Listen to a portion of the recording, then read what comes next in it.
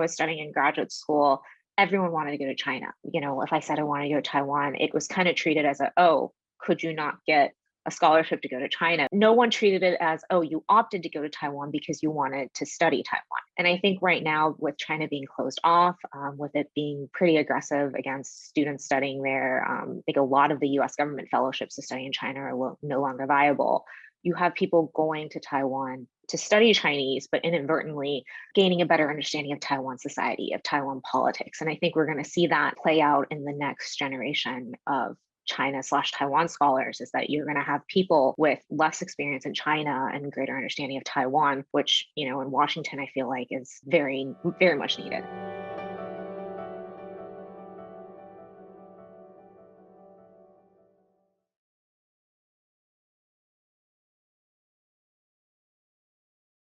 My name is Nitai Daitel, Senior Program Officer at the National Committee on U.S. China Relations. I am pleased to introduce our guests for today's program, exploring Taiwan's complex dynamics and implications for the United States and the U.S. China relationship. Briefly, as their full bios can be found on our website, Jessica Drun is a non-resident fellow in the Atlantic Council's Global China Hub.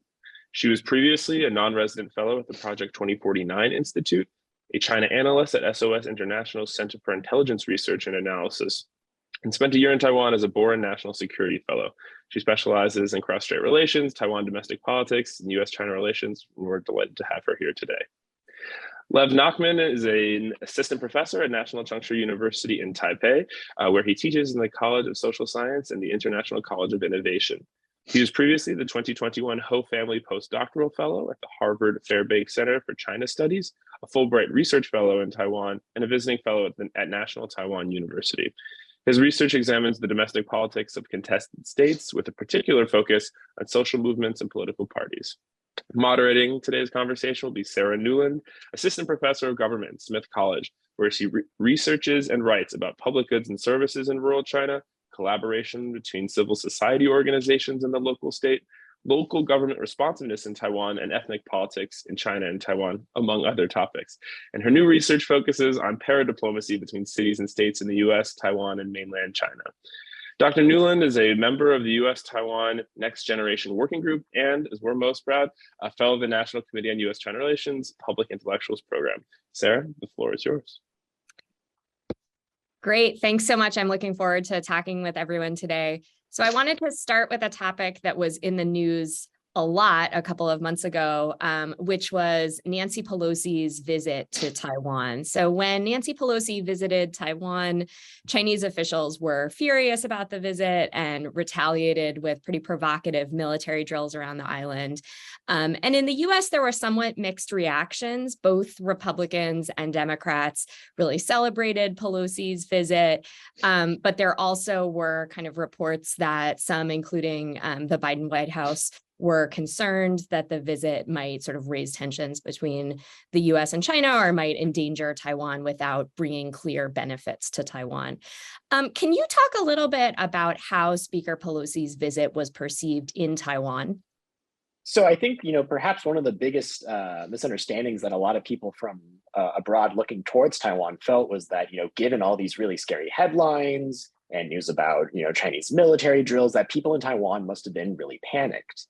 But the reality over here was quite the opposite. People were particularly calm. No one, changed their daily schedule, changed their daily lives. No one went to Starbucks any less than they normally do just because of Chinese military drills. And ultimately, Pelosi's visit was perceived as very positive. Public opinion polls, both from green-leaning groups and blue-leaning groups, both show that Pelosi's visit was seen positively by almost everyone in Taiwan. I think it's important to add that for a lot of Taiwanese who have lived in the shadow of Chinese threats for so long, that they place the onus of any escalating tensions on the PRC and not on Washington, and they widely accepted support or what was viewed as increasing U.S. support through the Pelosi visit. Yeah, so I think this sort of ties into something that we've been hearing about a lot in English language media over the last few years, which is these predictions of a sort of shortened timeline for a possible Chinese invasion of Taiwan. That perhaps Xi Jinping is losing patience with waiting and is interested in an invasion in the near term. And, there's been some very sort of alarmist and alarming coverage, including, I think the most sort of notable example was the Economist cover story with a picture of Taiwan saying the most dangerous place on earth. Can you talk a little bit about how people in Taiwan perceive their security? Do they worry about an imminent attack by the PRC? How do they sort of live life with this narrative that's going on in the English language media? Or is that narrative not really very relevant on the ground there? Well, I would say first that a lot of what has been lost in the media commentary on potential and impending deadline is that a lot of these assessments are on Chinese capabilities by, say, 2027, I think was the latest projection, and not necessarily Chinese intent. And I think it's important to disambiguate the difference between China having the operational means to invade Taiwan versus it being a leadership decision to do so. I think that's often lost in the debate with a lot of people treating 2027 as a be-all, end-all. I would say on the ground in Taiwan, the threat has been so prolonged that it doesn't affect people's day-to-day lives. I would also add that I think in the follow-up of everything going on in the Ukraine, there's been renewed efforts for civil society and civil defense to shore up greater readiness, but I don't think there's necessarily an urgency in place in the people's minds. So some of my own public opinion research was able to actually ask Taiwanese people how they felt about China and how they felt about threats from China. And there's kind of a common misconception that people in Taiwan are blasé, passive, don't really notice threats, don't really, perceive these threats as dangerous. And our public opinion polling shows that that's not necessarily true. Taiwanese respondents were able to tell that there was a qualitative increase in threats over the last year. And that they do feel that there is a possibility of conflict, but they're not worried about this conflict breaking out necessarily in the short term. What this kind of tells us is kind of just what we can confirm from recent behavior, that Taiwanese are not letting these types of military threats sort of run their lives, and that people are not kind of being overtly panicked in response to these Chinese threats. But these threats are still very much registering on kind of the daily psyche of Taiwanese people. Even if they're not kind of letting that lead to some sort of kind of social breakdown.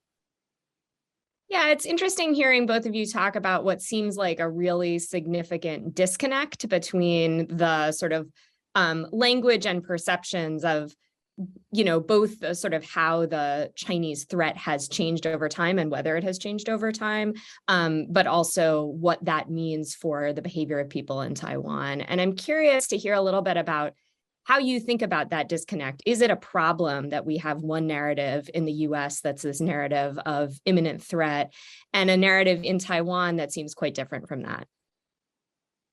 I think there's very much a challenge in kind of describing Taiwanese laxness, and as I think many in the US would maybe portray it, and how many Taiwanese people see it as kind of resilience. And at the same time, I think there is a genuine fear from both the US government and from people in the Taiwanese government that this kind of perceived resilience is in fact too lax. I think this is really ultimately where the disconnect comes in, where people in Taiwan don't necessarily see the need to be panicked, and people in the United States and perhaps some people in the Taiwanese government do wish that there was perhaps more of a desire to be prepared for the event of an invasion. I think we've even seen members of the DPP trying to cautiously, but kind of in a increasingly firm-handed way, encourage civil society to consider things like first aid training, kind of military preparedness. Now, these kinds of classes and courses aren't necessarily becoming widespread and popular. But it does signal that, even though Taiwanese people are very relaxed themselves, there does seem to be some amount of urgency from the Taiwanese government to try to hope that attitude does change a little bit. I would add on to what Lev says by, I guess I would say that memories are short in Washington, and with the Ma administration's 8 years of more or less cross-strait calm, I feel like there was a bit of amnesia, I would say, in Washington. I think for people in Taiwan that have lived through, because China is something in their day-to-day lives, not necessarily something that weighs on it, but it's just present. There's the understanding that this isn't the first time things have escalated. Things have been bad before under the previous DPP administration. And so it doesn't come off as something new and particularly, I would say, urgent. So, Lev, I wanted to come back to what you were saying a minute ago about civil defense and, new programs designed to sort of train citizens and increase readiness. I'm wondering how much of that relates to something Jessica brought up before, which is the invasion of Ukraine. That must be something that is part of the public conversation. I'm curious to hear about your sense of how much that's actually driving shifts in public opinion or changes in behavior in Taiwan. So you do see these kinds of programs being promoted by the DPP on, civil preparedness. And there's some public opinion data that shows that, after Ukraine, that public opinion in Taiwan has changed. Before Pelosi's visit, it showed that faith in the U.S. declined, but after Pelosi's visit, faith in the U.S. has gone back up, which tells me, a very important lesson that public opinion is dynamic and that it's going to be changing all the time depending on what news is of the day. But especially with something like how much Taiwanese are paying attention to this ongoing war in Ukraine, I think there is definitely shifts in the Tsai administration, particularly with how they view what types of defense packages Taiwan needs. Of course, there's an even more complicated question about the Tsai administration versus the ROC military and how coordinated they are in kind of being able to adapt to what Taiwan needs. But, in terms of civil society, I think, what everyone is constantly trying to understand is, are Taiwanese willing to stand up in the event of an invasion in the way that Ukraine has?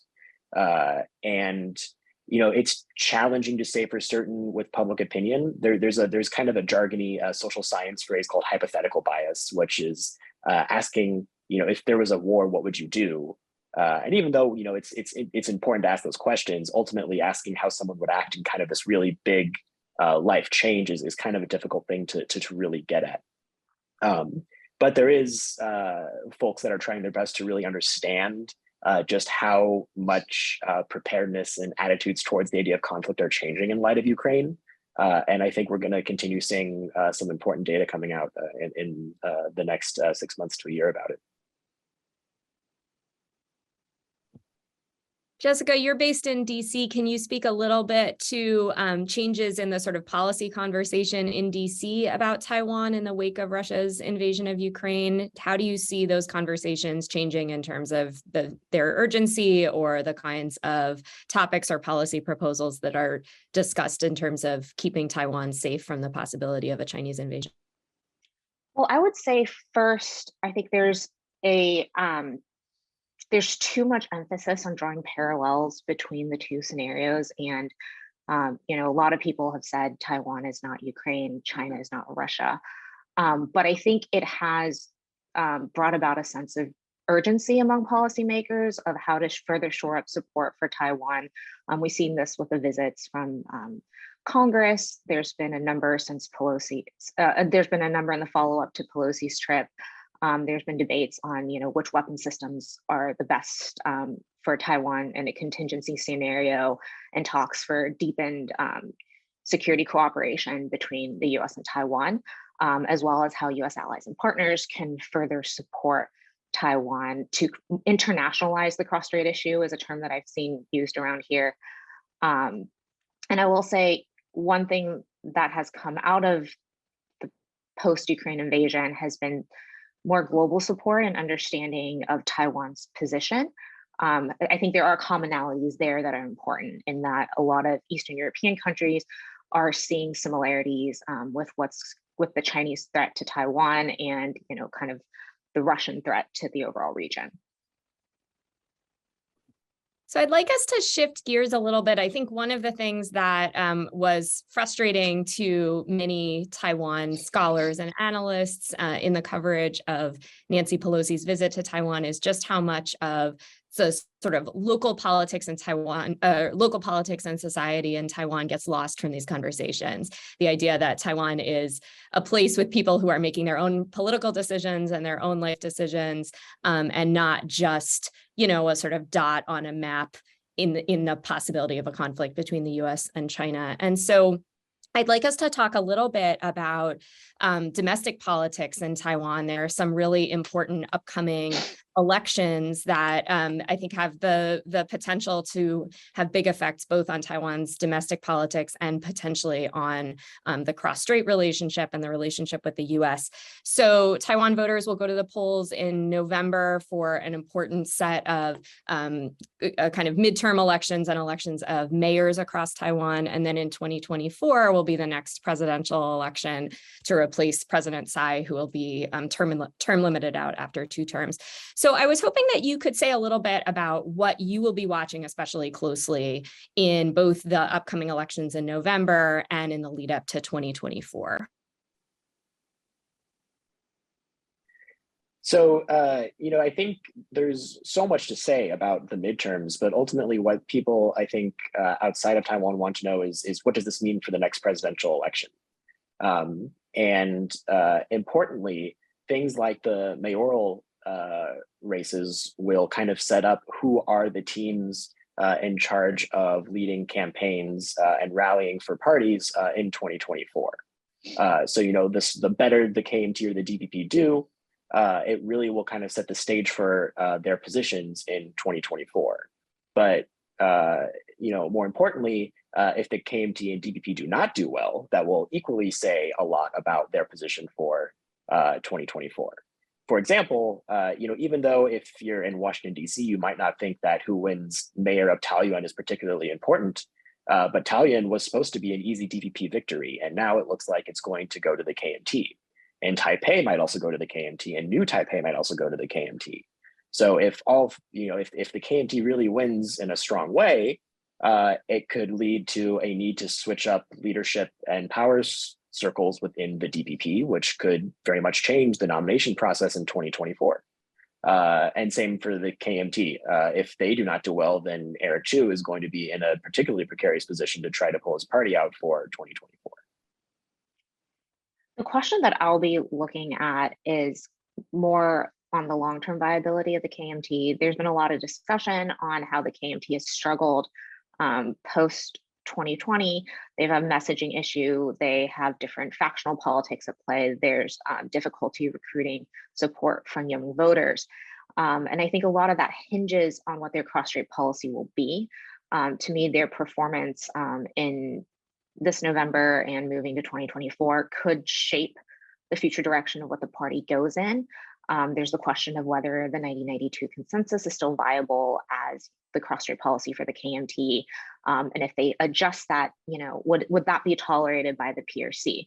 Because I think what's often overlooked is that the KMT, in a way, serves as a moderating force in cross-strait politics because it counterbalances, at least from Beijing, the view that Taiwan is overtly pro-independence.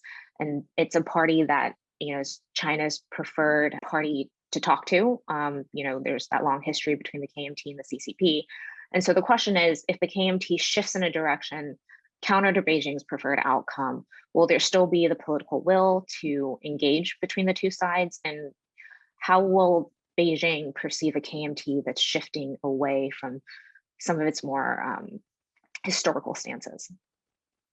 I think one of the big questions that was, sort of a topic of discussion in the wake of the 2020 presidential election, which was a landslide victory for the DPP and for President Tsai, was whether it is possible for the KMT to come up with a new formulation that will allow it to play that more moderating force while also maybe stepping away from a position that is really sort of pro-unification, which really does not appeal to Taiwan voters anymore. Do you see any evidence from perhaps any of the candidates who are running for these mayoral races in 2020, or just more generally in terms of the KMT's, rhetoric and language that it's using to talk about its policy positions? Do you have any sense of what that new position might be? Like, what is the KMT going to do to serve as a moderating force while also not totally alienating voters who really have zero interest at this point in unifying with China under any kind of circumstances? So this gets a bit, I guess, complicated because the 1992 consensus in and of itself is difficult to articulate, because to me, fundamentally, there wasn't really a consensus. It was just to shelve issues and through political will to agree to disagree, even though they never said that, right? The KMT side says one China respective interpretations. The PRC side tacitly accepted that by allowing the 1992 consensus to serve as the foundation for cross-strait dialogue and opening direct channels of communication. But they never repeated those words. It's always just been one China. And what we're seeing now is that the KMT is trying to make the 1992 consensus more ambiguous. You saw under previous chair Johnny Chang that he was trying to emphasize the existence of the ROC as a fundamental element of the 1992 consensus, even though I don't think that was accepted by the party old guard. And you saw with Eric Chu in his address at the Brookings CSIS launch event for their representative office in Washington that he called a non-consensus consensus. But on the other side, you're seeing the PRC hone in on one China being the PRC. There's been signals out of former officials from the Taiwan Affairs Office that said the true 1992 consensus is one China being the People's Republic of China. And so you're seeing a divergence, I guess, an even further divergence in the way they're articulating the 92 consensus. But I will say, I think it fundamentally hinges on whether there's the political will to tacitly, again, accept any articulation. So something important worth noting is that for these midterm elections, things like the recent Chinese threats are not part of political discourse. Mayoral candidates are not running their campaigns on national security. And this makes sense. That's really more of a presidential issue, but that doesn't mean that questions of Taiwan's identity are not relevant for the midterm elections. They most certainly are. A lot of the issues, even though they are through these filters of things like a thesis scandal, really ultimately funnel down to perceptions of party quality and quality of the candidates and who they feel is the organization that is most capable of helping Taiwan go into the future that they think is best. And even though we're not necessarily seeing China on the forefront of political issues here, despite some attempts by the DPP to frame it that way, it doesn't mean that it's kind of lost on Taiwan, kind of the importance of the question of what are these parties going to do in the future. Great. So we have time maybe for one more topic. I want us to talk a little bit about Taiwan's kind of soft power, its ability to sell itself and to, sort of convince people in the world that Taiwan is a good actor that is trying to, be a sort of force for good in the world. So I think Taiwan got a lot of positive media attention, especially in the first maybe 18 months of the pandemic, for a really effective COVID response. Life in Taiwan was pretty normal while all of us were sort of locked up in our individual rooms in the U.S., unable to go outside. And I think that in combination with the zero COVID policies in mainland China that have made it very difficult for people to travel there, and the sort of increasing political repression that has also made China less and less hospitable for journalists, for students, for NGOs, those things are really serving as forces to sort of encourage people to pay attention to Taiwan and move to Taiwan. So we've seen foreign journalists relocating to Taiwan. We've seen some major NGOs setting up operations there as people have moved out of both mainland China and Hong Kong. And so I was hoping that you could talk a little bit about what you think Taiwan can do to sort of capitalize on that positive attention, and, sort of keep it moving forward in the next couple of years, as obviously the COVID piece of that perhaps changes a little bit. Yeah, talk about perhaps one of the biggest unintended consequences China could have ever possibly foreseen by kicking out all the American journalists is that they went to Taiwan, and Taiwan coverage has not only increased in quantity, but in terms of quality, where, just on this double 10-day, we saw CNN run a clip on the White Terror, which I think even just a couple of years ago, I don't think any Taiwan scholar would have ever bet money that they would see White Terror on CNN. And really, it's a matter of trying to maintain this level of appeal for both international journalists and kind of international employers in general. Now, some of the struggles that Taiwan has is that many of the kind of bureaucratic structures that allow for people to come to Taiwan are still very difficult and high bar. And even though there have been some programs to try to encourage international audiences to consider Taiwan, a lot of these programs still kind of suffer from a lot of just bureaucratic malpractice, difficulty getting a visa, inconsistent rules and policies, difficult enforcement. And it's sometimes a worry because sometimes Taiwan's greatest enemy can be itself with some of these bureaucratic structures that are just not even on a lot of politicians' radars as being in need of reform or in need of change. And it's something that if those structures were just a little bit cleaner and a little bit more accessible, it would only make Taiwan's international coverage that much better.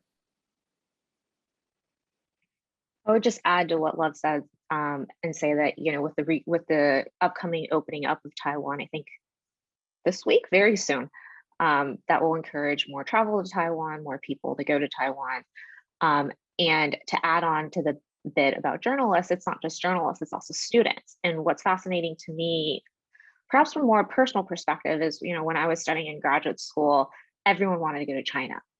If I said I wanted to go to Taiwan, it was kind of treated as could you not get a scholarship to go to China? It was, no one treated it as, you opted to go to Taiwan because you wanted to study Taiwan. And I think right now, with China being closed off, with it being pretty aggressive against students studying there, I think a lot of the U.S. government fellowships to study in China are no longer viable. You have people going to Taiwan to study Chinese, but inadvertently gaining a better understanding of Taiwan society, of Taiwan politics. And I think we're going to see that play out in the next generation of China/Taiwan scholars, is that you're going to have people with less experience in China and greater understanding of Taiwan, which, in Washington, I feel like is very, very much needed. So we're almost at the end of our time. I want to end with a big question. Take it in whatever direction you want. So what do you think is the single most important thing that you wish more people understood about Taiwan?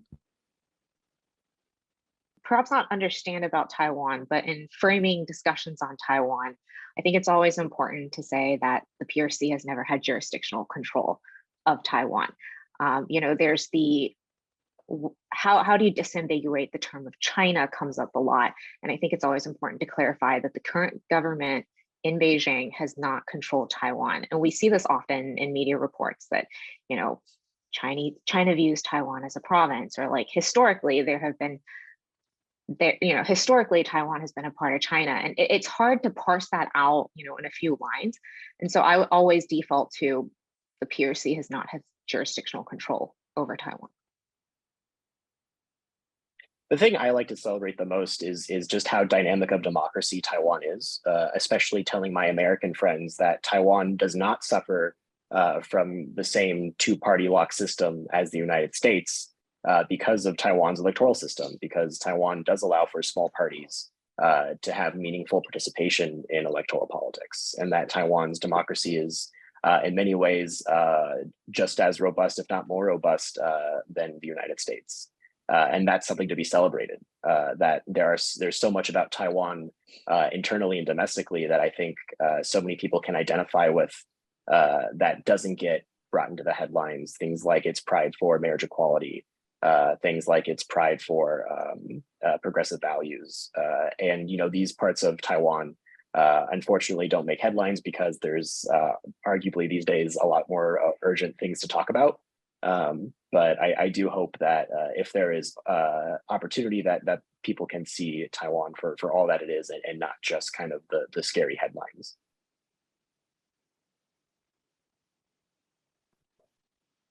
Yeah, I think my answer is maybe somewhat similar to yours, Lev, in that I think there's this tendency to assume that, of course, it makes sense for Taiwan to be considered a part of China in some sense because ethnically many people who live in Taiwan, had family that came at some point in the past from China. And I think that really fails to capture the ways in which Taiwan has developed a very distinct identity. And politics is a part of that. But I think democratic political participation has become a kind of cultural value in Taiwan that feels very different from a context like the U.S., where many people feel very, very disengaged with politics at this point. There's disengagement with Taiwan too, but I think this idea that democracy is something that has become a deeply felt part of the culture, and that Taiwan has developed its own distinctive culture in lots of other ways too, is something that is hard to appreciate unless you've been there, and gets a little bit lost sometimes from the political conversations about how Taiwan does or doesn't fit in with China. Well, thank you both so much. I think we have reached the end of our time, so we're going to stop there. Fantastic. Thank you all so much, Lev, Jessica, Sarah, for sharing your thoughts and insights with us today. Also like to thank my colleagues, the National Committee behind the scenes, who have made today's interview possible. We hope that those who have tuned in found today's interview both interesting and informative, and that you'll join us for future National Committee program. Thank you all again, and have a great day.